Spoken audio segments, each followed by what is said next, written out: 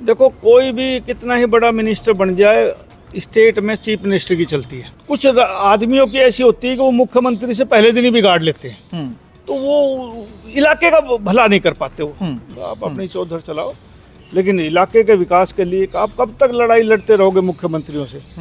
खुद बन नहीं सकते तो लड़ाई तो लड़ो, कम से कम मुख्यमंत्री के साथ रहो, इलाके का विकास करो जी।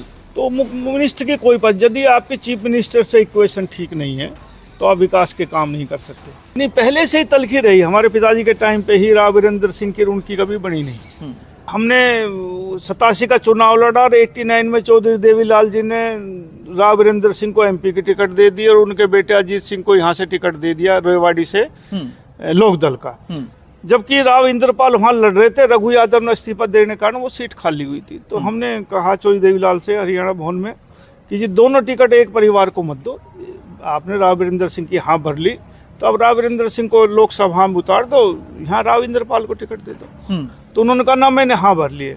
तो बस वहां से थोड़ी थोड़ी बिगाड़ शुरू हुआ कि नहीं, अच्छी बात नहीं, दोनों एक परिवार के टिकट दे रहे, जो जिसको हम हरा के आए परिवार को, उस परिवार को आप टिकट दे रहे हो, वो ठीक नहीं। 2014 से पहले की बात करना चाहता हूं राव साहब। 2014 से पहले से भारतीय जनता पार्टी ने राव नरवीर को लोकसभा की टिकट के लिए तैयार किया था। आपने पूरे लोकसभा क्षेत्र का मुआयना भी किया, जगह जगह गए, आपको काफी समर्थन और प्यार भी मिला, लेकिन फिर ये लोकसभा सीट राव इंद्रजीत सिंह को दे दी गई थी।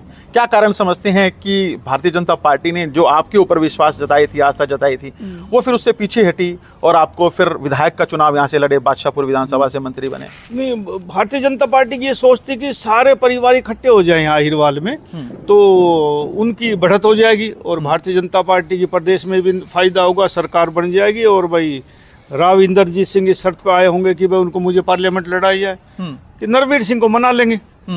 तो यही सोच के उन्होंने नरवीर सिंह को उस टाइम, जब जिस दिन टिकट कटी उस दिन फिर मेरे पास सेंट्रल मंत्री जी आए, उन्होंने कहा कि नहीं, हम आप जहाँ का वहाँ टिकट विधानसभा की दे देंगे, आप मान जाओ।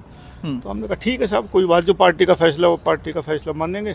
और उन्होंने फिर विधायक की टिकट दी, मैं विधायक बना और मंत्री बनाया उन्होंने। राव इंद्रजीत के परिवार के साथ क्या जाटूस आने से जब आपने चुनावी उनको हार का स्वाद चखाया था, क्या तभी से तलखी थी या फिर कुछ बातचीत कुछ और थी? इन दोनों परिवारों में क्यों नहीं परस्पर एक संवाद बन पाया, परस्पर वो जो प्यार और सौहार्द होता है वो क्यों नहीं बन पाया? क्या समझते हैं आप? नहीं, पहले से ही तलखी रही। हमारे पिताजी के टाइम पे ही राव वीरेंद्र सिंह की उनकी कभी बनी नहीं। हाँ, वो विशाल हरियाणा की अपनी उनकी पार्टी हुआ करती, हमारे पिताजी कांग्रेस में हुआ करते, और बस तभी से तलखी चलती आ रही है, तो वो आज तक बरकरार है। लेकिन अब भारतीय जनता पार्टी में आने के बाद आप दोनों नेताओं ने, दोनों कद्दावर नेताओं ने राजनीतिक मंचों को साझा किया, एक दूसरे के सामने बयान भी दिए, दक्षिण हरियाणा के मुद्दों की बात की। हाँ, नहीं, वो बिल्कुल पार्टी के प्लेटफॉर्म पे एक होते हैं, लेकिन राजनीतिक मतभेद तो होते, मैं मानता हूँ राजनीतिक मतभेद हैं। और नरवीर सिंह गुलाम प्रवृत्ति का आदमी नहीं है।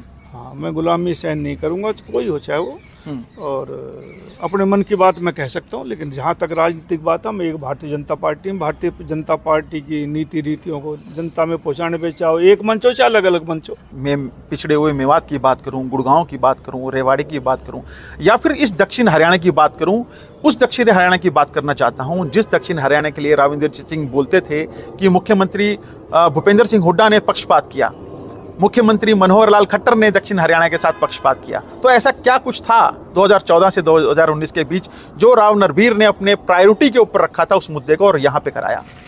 देखो, कोई भी कितना ही बड़ा मिनिस्टर बन जाए, स्टेट में चीफ मिनिस्टर की चलती है, और जब आपकी चीफ मिनिस्टर से इक्वेशन ठीक होगी तो विकास के काम होते, वरना नहीं हो पाएंगे। मैं हर जगह स्टेज पे भी कहता हूँ कि चाहे कितना ही बड़ा मिनिस्टर, यदि कैबिनेट मिनिस्टर भी है, और जो मैं रहा हूँ, तो मिनिस्टर की पावर इतनी है कि वो अपने महकमे में 1 महीना 3 और 4th क्लास की बदली कर सकता है, बाकी सारा काम मुख्यमंत्री करता है 11 महीने तक जी।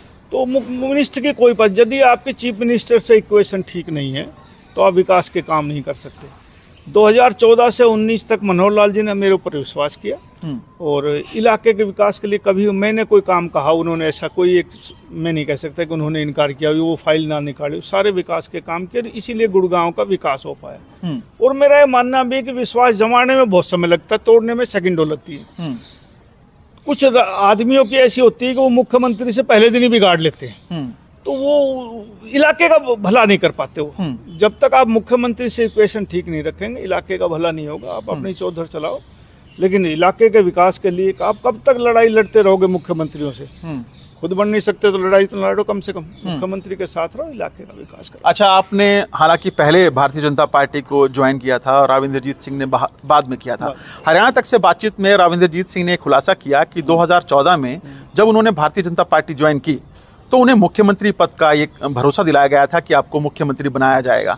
क्या ऐसी कोई बात आपके सामने आई थी कभी कि राव इंद्रजीत सिंह भारतीय जनता पार्टी के साथ जुड़ेंगे, और उनको राजनाथ सिंह के द्वारा ये आश्वासन दिया गया था जब वो गृह मंत्री जब वो जिला प्रदेश अध्यक्ष थे तो उनको ये आश्वासन दिया गया था? सर नहीं, राजनाथ सिंह जी जब प्रदेश अध्यक्ष थे तभी राव इंद्रजीत सिंह की एंट्री हुई थी। मेरे ऐसे ज्ञान में नहीं, ना पब्लिकल तौर पे ऐसा था कि राव इंद्रजीत चीफ मिनिस्टर बनेंगे। राष्ट्रीय अध्यक्ष राजनाथ जी थे, लेकिन हाँ जी ये उनको टिकट जरूर दिया गया एमपी का।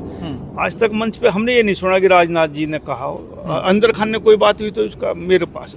अच्छा, जाट भी मुख्यमंत्री रह लिए, ब्राह्मण भी मुख्यमंत्री रह लिए, दक्षिण हरियाणा को कब मुख्यमंत्री के पद से नवाजा जाएगा? क्या आपके दिल में टीस होती है कि हमारे इलाके का भी मुख्यमंत्री होना चाहिए? नहीं, हमारा सबसे पहला मुख्यमंत्री तो हमारा अहिरवाल का ही था, और राव वीरेंद्र सिंह अहिरवाल से ही थे, तो और सबसे पहला हरियाणा बना तो 67 वही मुख्यमंत्री बने। हाँ, लेकिन टीस जरूर रहती है कि अहिरवाल का भी होना चाहिए।